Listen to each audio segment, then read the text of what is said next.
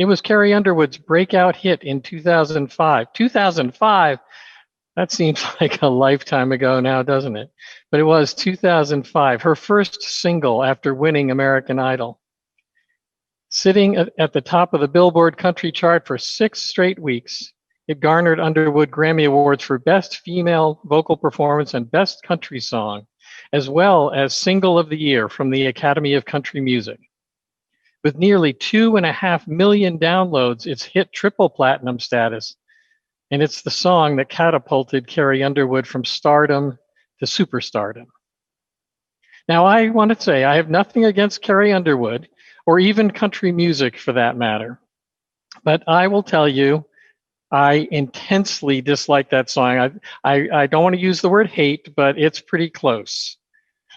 If you recall in the song, maybe you remember it, it's about a woman driving home on Christmas Eve with her baby in the back seat, and her car hits a patch of ice and spins out of control. And in the midst of impending disaster, this woman throws up her hands and says, "Jesus, take the wheel, take it from my hands, because I can't do this on my own. I'm letting go. So give me one more chance and save me from this road I'm on. Jesus, take the wheel." Now, of course, this song was a big hit because it appealed to country music's base, many of whom are evangelical Christians. It affirmed their theology that Jesus is always there to save us if we just turn over all our problems to him, which is exactly what bugs me about this song. The whole idea of surrender, of letting go, as the song says, of letting go and letting God, if you will. Maybe I just think a lot of myself. My wife would probably agree with that statement, but maybe I believe in what I'm capable of, but I'm just not ready to completely let go of the wheel. I need to hold on to some semblance of control, even if it's largely illusory.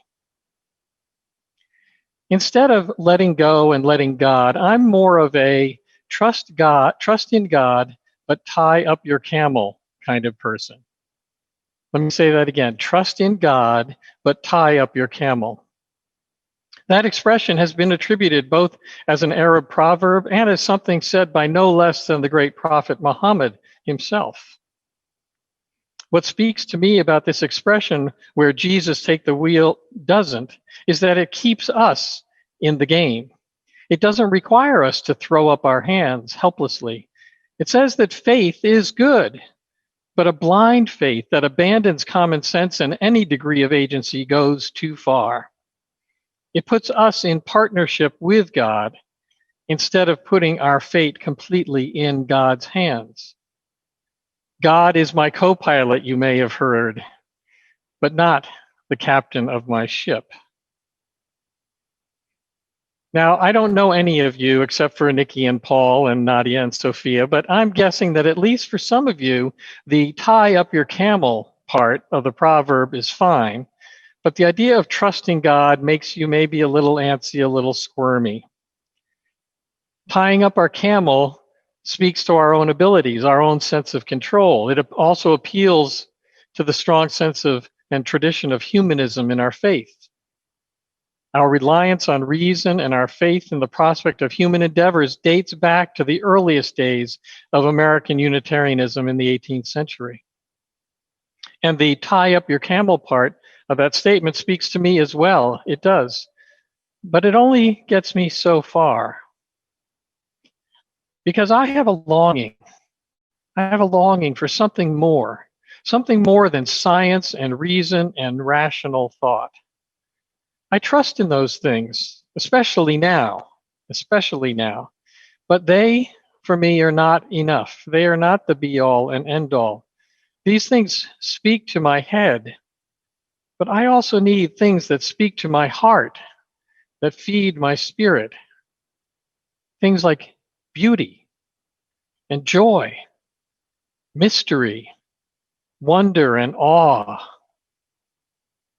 Think about it this way. What would our lives be like if the only films we ever watched were documentaries, or the only books we ever read were nonfiction? We'd be smart, we'd be well informed, but would we be moved? Would we be touched? Would we be inspired? I don't know any of us who would want to live a life that without art or poetry or music, a life lived in the dark without a view of the stars. I long for the something more that lies beyond our knowing, beyond our thinking, our purely rational and scientific selves. And so when I say trust in God, but tie up your camel, I'm asking us, yes, to be practical, to be smart, to use our faculties to take reasonable measures and precautions in any particular situation.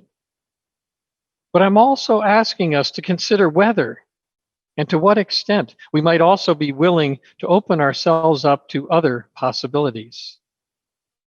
What might it look like to place our trust in someone or something else, something that perhaps we can't even name, much less define? Something intangible and amorphous, that idea of spirituality, as Connie said at the start of our service, that thing that can't be named, it's immaterial. Something, what if it was something even irrational? A few years ago, I read a magazine article whose title was Walking Through a Generous Universe. Walking Through a Generous Universe. And the story was about Tony Roche, a hiker who had recently completed a trek from Mexico to Canada. He did it in parts over many, many years, and he did it traveling with minimal supplies. He didn't like to be burdened with the modern trappings of hiking like a GPS or a cell phone, or even a tent for that matter. Reflecting on his lifelong journey through the wilds of the American West, Roche told the reporter that throughout his time on the trail, he always remained open to possibility and to impulse. And here's what he said, the quote that stuck with me. He said, "I feel like I live in a generous universe. Doors open for me as they open for all of us. I walk through, keep going, and more doors will open."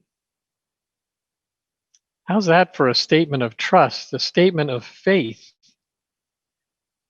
Notice that Rash doesn't say he puts his faith in God or that he throws up his hands in the air and lets Jesus take the wheel, but he trusts in the abundance of the universe, in its generous nature. He approaches his life with attention to what's going on around him, and when the universe opens a door for him, he simply walks through, trusting that it will lead somewhere positive and that more doors will open along the way. Tony's statement invites us to consider how we see the essential nature of our lives and the context in which we live them.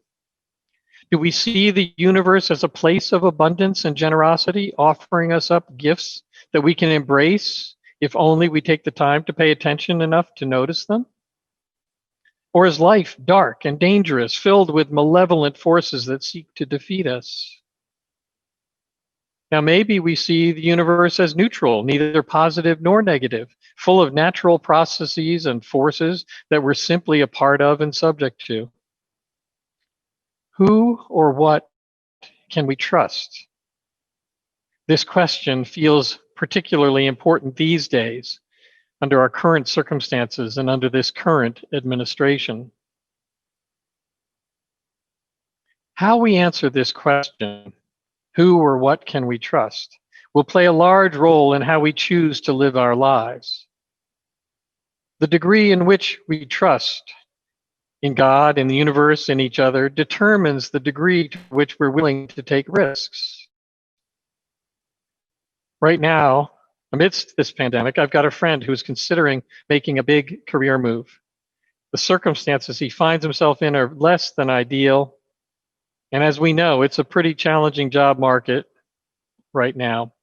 His family needs his income to pay the bills, and yet he's miserable in reaching the end of his rope. His willingness to take the risk of leaving his current job for an undetermined future prospect is a very real choice that he's facing. Does he play it safe and stick it out where he is until the economy turns around? Or does he take a leap of faith, not knowing what the landing will be like? Does he believe? Does he trust that a door will open to him if, and maybe only if, he steps off the cliff and just leaves where he is?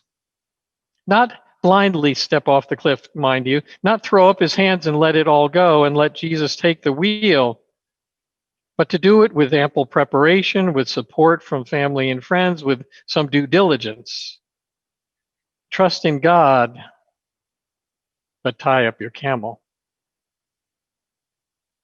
If we are prepared to place our trust in something beyond us, something we might choose to call the universe or God, or simply our intuition or our gut, you know how closely God and gut are related etymologically?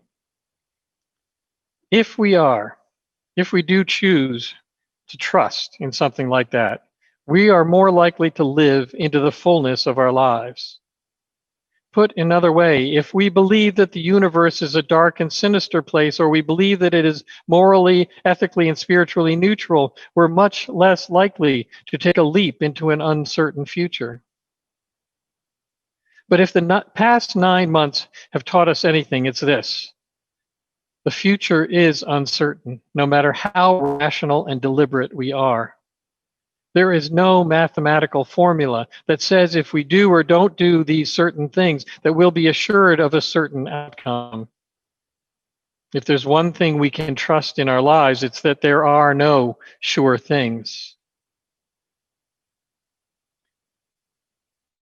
Walter Cook, who used to teach at Bangor Theological Seminary in Bangor, Maine, tells a story of when he was a young boy many years ago, growing up in upstate New York, working with his grandfather in the apple orchards.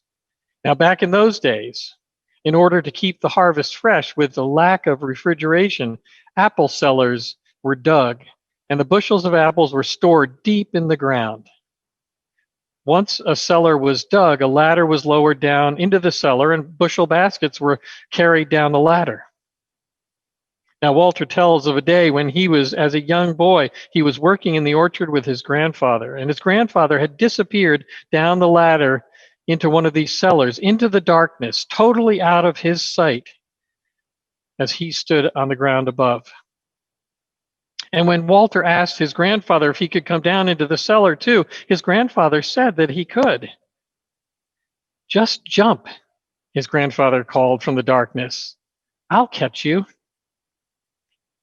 And Walter told what a little boy he was and how dark the hole seemed, and who knows how deep. And yet he knew that voice, and he loved and he trusted his grandfather. And so he jumped. And that, Walter told us, is the definition, the best definition of faith that he knew. Who or what we trust, how much we're willing to trust each other, our intuition, God, the universe, depends in large measure on how we've been treated in the past. If we trusted and that trust has been violated, if we've been burned, sure, we're bound to hold back. And by the same token, if our leaps of faith have led to soft landings, if we've walked through open doors and been welcomed and loved, found beauty and joy on the other side, we are bound to look for more doors and to walk through them again and again and again, like that hiker, Tony Rush. In whom or in what do you place your trust? I can't answer this question for you, but I can invite you to ask it of yourselves. And while you consider your answer, just be sure to keep your camel tied up nearby. This day and every day, I wish you peace. Amen.